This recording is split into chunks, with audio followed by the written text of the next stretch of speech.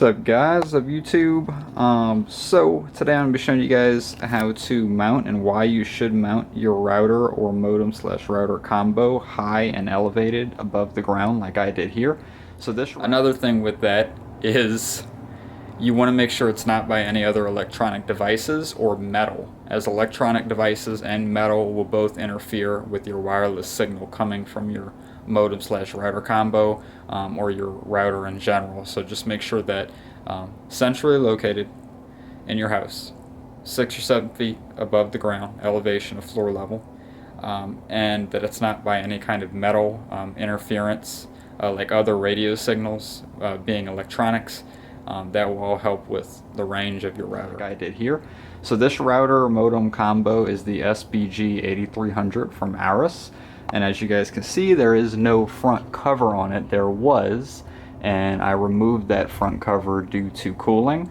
The router does not have a problem with cooling or overheating or anything like that, but I just went ahead and removed it because, as a lot of you may know, and for the ones that don't know, the cooler electronics are, the better they run, and that same rule applies for modems slash router combos, or either modems or routers individually.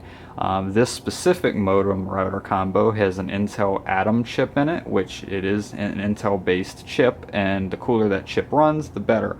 So this contraption here, this weird looking thing here, is actually the cooler, and one of these other things is the wireless transmitter. I just don't know which one. For a while I thought this was the wireless transmitter, but no, it's just the cooler. And I went ahead and also took that off and re-thermal pasted it with a little bit better thermal paste than it had, and now I did see like a 0.03% processor speed increase on the Aris SBG 8300 here.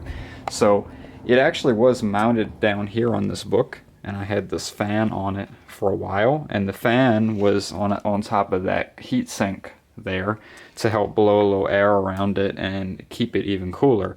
However, I had a little range issues because my Tesla is parked out that way beyond that white door, and the modem router is here, and it's at this elevation, which is probably about, I don't know, maybe, let's say 3 feet off the ground. So I went ahead and moved it to up here, and this is approximately 6.5 feet off the ground elevation wise versus the 3 feet it was at before. And instead of having 2 or 3 bars on the Tesla, I now have full bars on the Tesla, and on my phone in the back of the house it used to have 3 bars, now it has a full 4. So I did notice a range increase by doing this, and the reason you want to remove your cooler heatsink like I did here is, again, for the cooling. It'll help the modem router combo run better. Now, a few things to note. This does, one, void your warranty. I do not have a warranty on this, as it expired over a year ago, so I don't have a warranty anyway for it to void. But if you do have a warranty, don't do this because you're going to void it. But if you don't have a warranty and you're a little bit tech savvy and willing to pull the modem router combo apart, I do recommend you do. It will help it run cooler than if the shroud was on it. Some modem router combos, depending on the type, have a fan in them that help keep them cool. So this will not work with every modem router combo, and do this as at your own risk, as well as making sure you unplug it before you do any kind of work on it. Again, only if you're tech savvy and you know enough to not electrocute yourself on the board. But again, for those of you that do have an Aris SBG 8300 or a modem router combo similar, you can do this without any problems, and it will help it run better than it does factory. Now, with that being said, with it mounted down here with the fan, again, it was good with cooling because I was able to put a fan on it, but the range sucked, which is why I mounted it up here and routed the cords down the wall.